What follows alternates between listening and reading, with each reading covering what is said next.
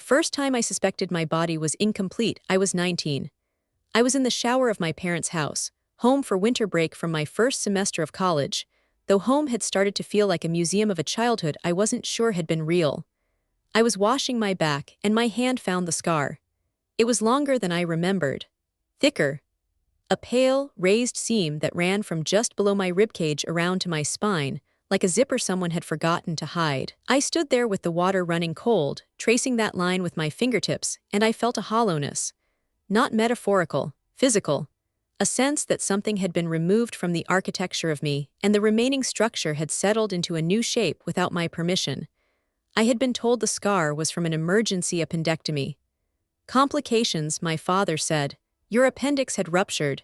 We had to open you up wider than usual. You're lucky to be alive. I was 17 when it happened. I remembered waking up in the recovery room, my mouth dry, my body feeling like it had been emptied out and refilled with sand. I remembered my mother's face above me, her surgical cap still on, her eyes bright with something I couldn't name. Not relief. Satisfaction.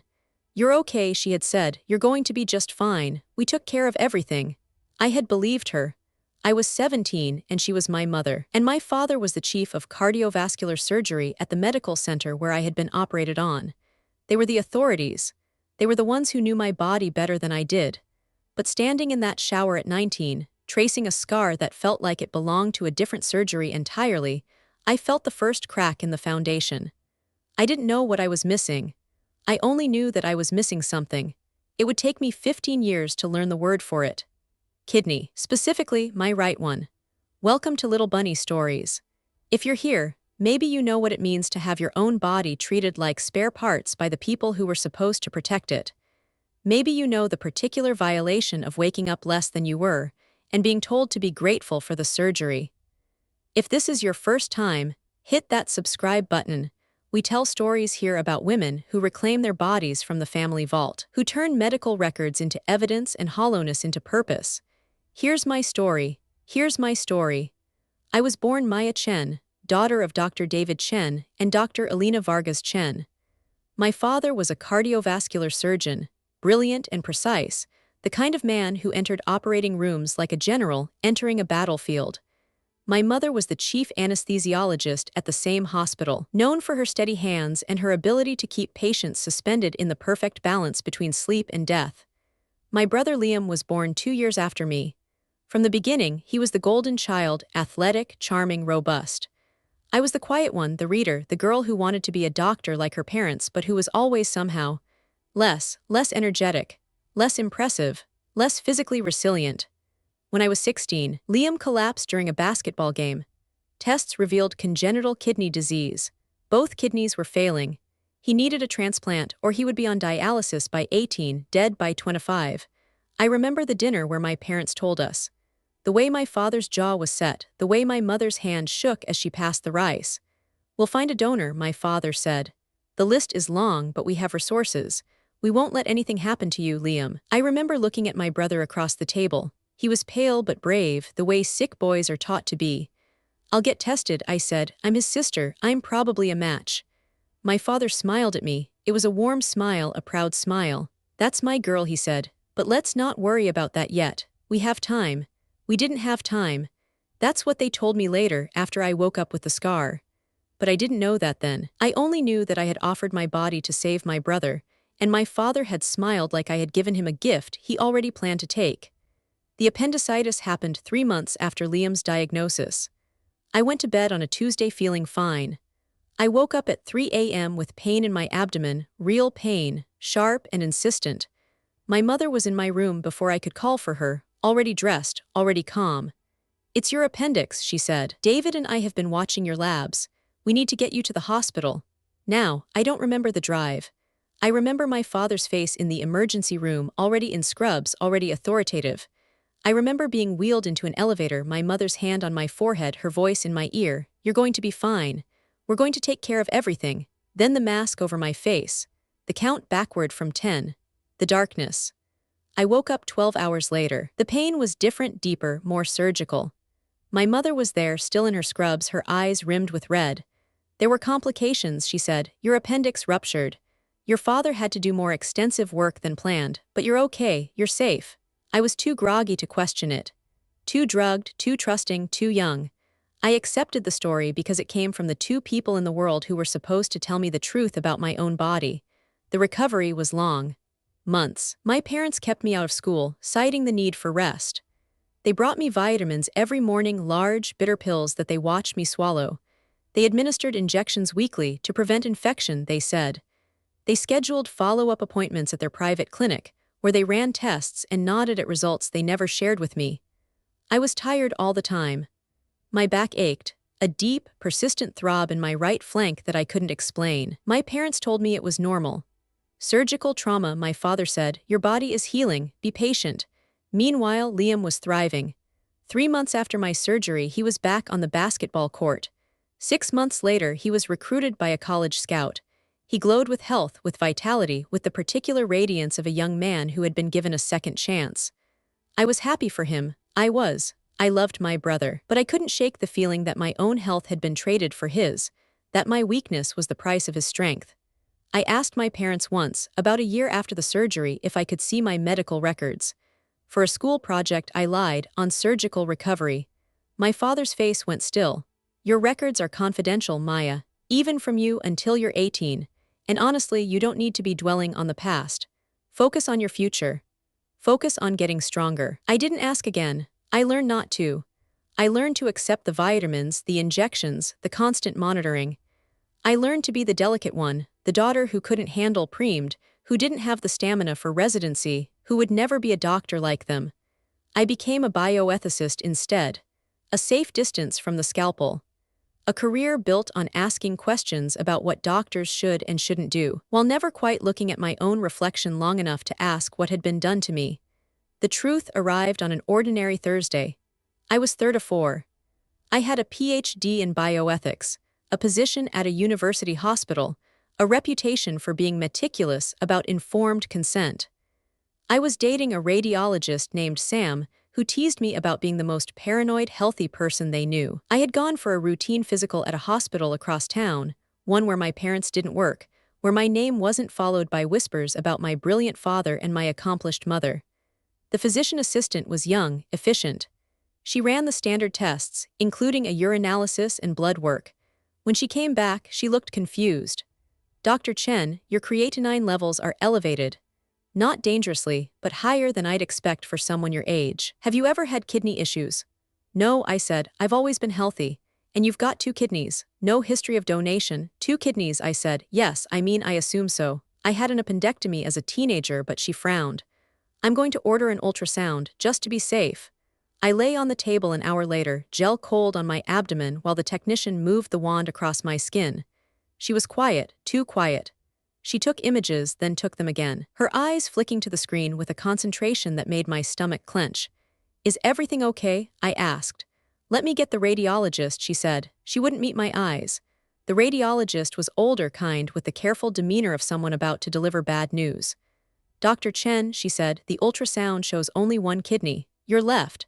There's no right kidney. The space is empty. There's evidence of surgical removal. The renal artery has been ligated, and there's scar tissue consistent with nephrectomy. I stared at her. That's impossible.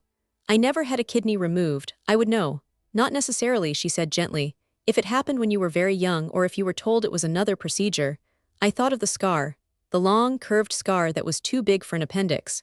The vitamins, the injections. The way my parents had managed every aspect of my recovery, my health, my life. Can you date the scar tissue? I asked. My voice sounded like it was coming from underwater. Can you tell how long ago the surgery was? She looked at the images again. Based on the tissue remodeling, I'd say approximately 15 to 17 years. It's old, well-healed, whoever did it was. Skilled, 17 years, I was 34. That made me 17, the age of the appendectomy, I thanked her. I collected my things. I drove home in silence, my hands steady on the wheel, my mind a blank white room where someone was screaming. I didn't confront my parents. Not yet. I was a bioethicist. I knew the value of evidence. I knew that accusations without documentation were just noise, and that my parents, with their credentials, their reputations, their network of colleagues who would defend them, would bury me if I came at them with emotion instead of proof. I started with my own body. I requested my complete medical records from every facility I had ever been treated at. Most came back normal, the usual childhood illnesses, the appendectomy records from my father's hospital, which showed exactly what I had been told: ruptured appendix, complicated surgery, extended recovery. But the records from my parents' private clinic were incomplete. Visit summaries without lab results. Prescription records that listed vitamins without specifying compounds. A gap in the surgical notes from the appendectomy itself. The operative report was signed by my father, but the anesthesia record, usually my mother's domain, was missing. I hired a medical records auditor, a forensic nurse who specialized in identifying altered documents. She found what I had missed, the subtle discrepancies in the operative report. The way the description of the incision didn't match a standard appendectomy but did match a retroperitoneal approach for kidney removal. The way my postoperative care included immunosuppressant levels that were never explained. Then I went to the attic. My parents kept everything: old tax returns, my childhood drawings, Liam's basketball trophies. And in a locked filing cabinet, the key hidden in a jar of buttons, I found the real records. A surgical consent form, signed by my father as my legal guardian. No signature from me. A nephrectomy consent dated the same day as my appendectomy. A pathology report showing my kidney, healthy and viable, removed and immediately transplanted. Recipient, Liam Chen, and a letter, handwritten by my mother, dated 2 weeks after the surgery.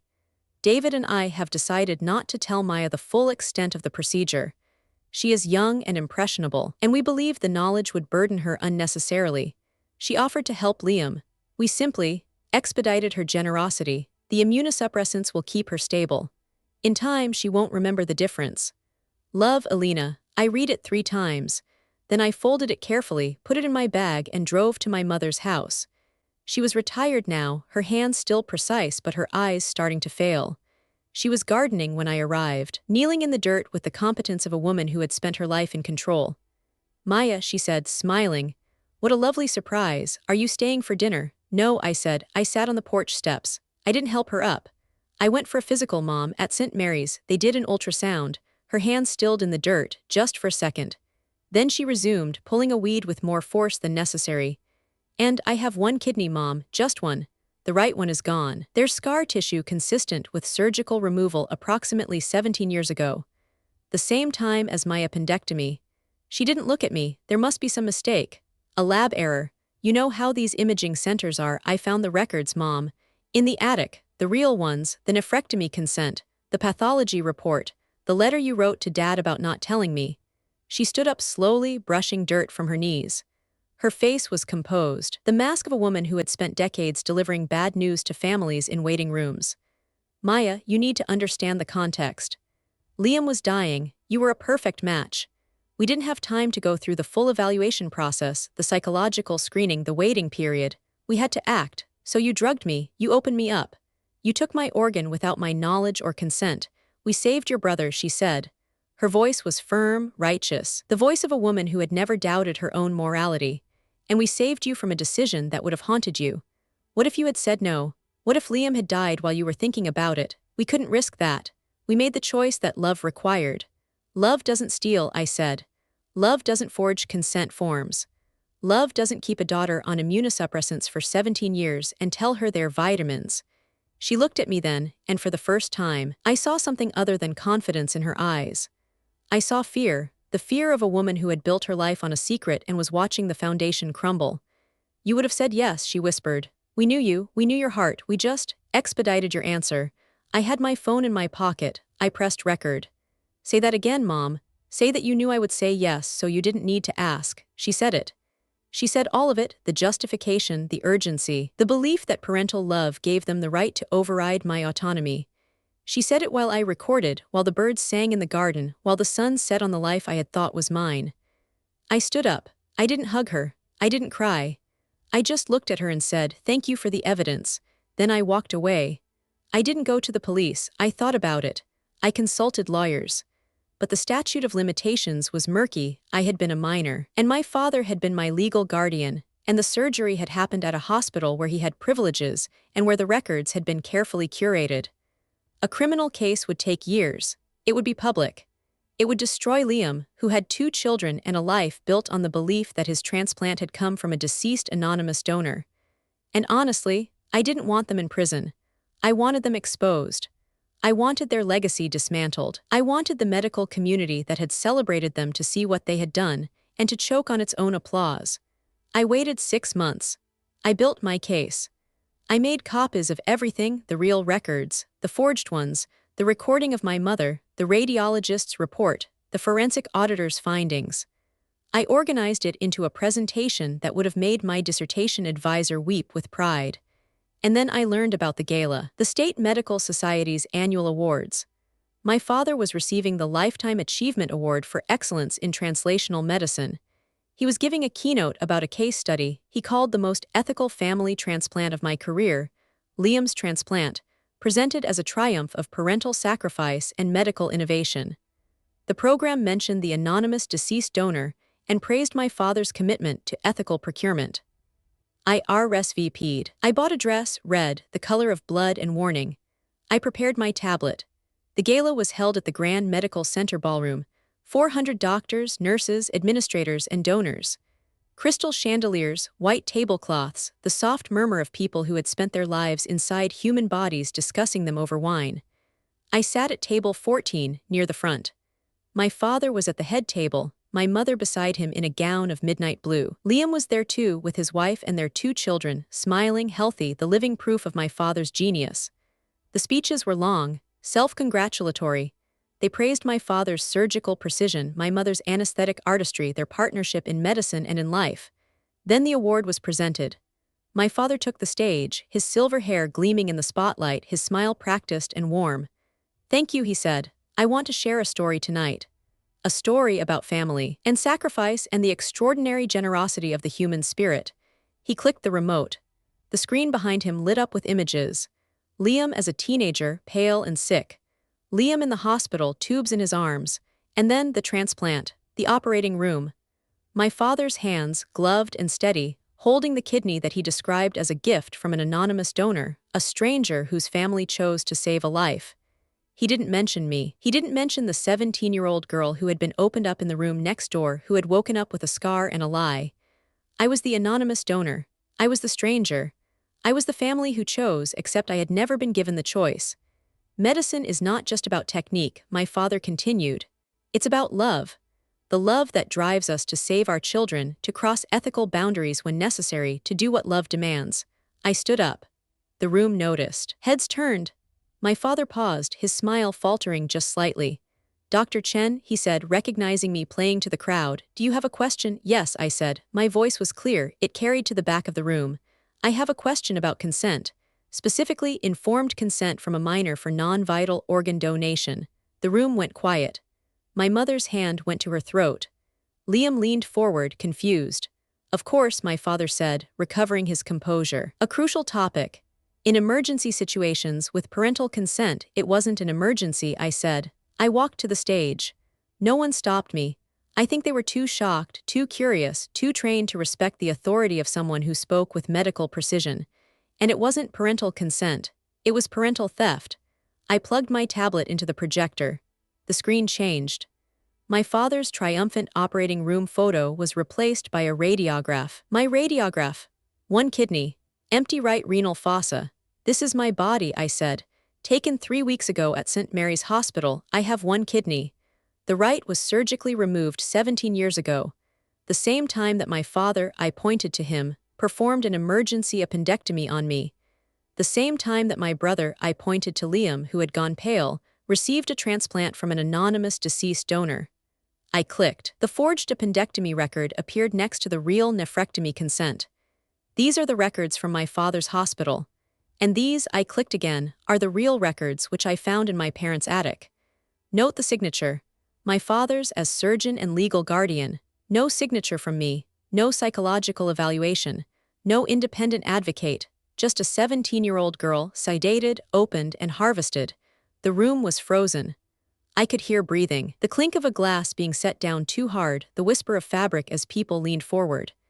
"And this," I said, "is my mother, 2 months ago, explaining why they didn't need to ask." I pressed play. My mother's voice filled the ballroom, crisp and righteous. You would have said yes. We knew your heart. We just expedited your answer. I let it play. I let the silence after it stretch until it hummed. Then I turned to my father. You built your legacy on my body, I said. You told Liam he was saved by a stranger's generosity. You told the medical community that you crossed ethical boundaries for love. But love doesn't forge consent forms. Love doesn't keep a daughter on immunosuppressants for 17 years and call them vitamins. Love doesn't stand on a stage and accept awards for the organ it stole. I looked at Liam. He was standing now, his hands on the table, his face a mask of dawning horror. Liam, I said, your kidney isn't from a dead stranger, it's from me. From the sister who loved you enough to offer and who was robbed of the chance to choose. I unplugged my tablet. I looked at the audience, 400 doctors, my colleagues, my father's peers. I am not asking for your pity. I am asking for your accountability. The next time you celebrate a family transplant, ask who chose. The next time you see a minor on your table, remember that guardianship is not ownership. And the next time you think that love justifies theft, remember that the girl on the table is someone's whole world, not just their spare parts. I walked off the stage. I walked down the aisle. No one touched me. No one stopped me. Behind me, I heard the beginning of chaos, my father's voice, rising in protest, my mother's sob, Liam's chair scraping back. I didn't look back. I had spent 17 years looking back at a scar that told a lie. I was done. Fallout was swift. The medical society launched an investigation. My father's hospital reviewed every surgery he had ever performed. The state medical board opened a disciplinary hearing. Within 3 months, both my parents had surrendered their licenses rather than face public revocation. The award was rescinded. The keynote was stricken from the record. Liam called me once. We met in a park, neutral ground, while his children played on a swing set. He was thinner, older, the health in his face now shadowed by guilt. I didn't know, he said. I swear I didn't know. I know, I said. That's what makes it worse. They didn't just steal from me, they made you complicit without your knowledge.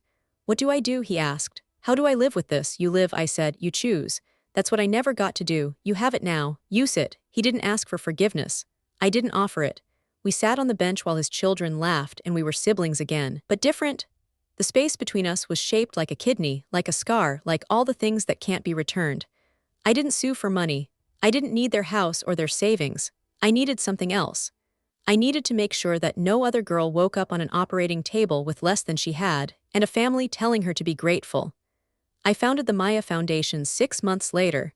We work with victims of medical abuse within families, forced organ donation, coerced surrogacy, unauthorized genetic testing, the whole spectrum of bodily theft that hides behind the word love. We provide legal advocacy, psychological support, and forensic medical review. We help survivors reclaim their records, their bodies, and their names. Liam became our first volunteer, not as penance, but as choice.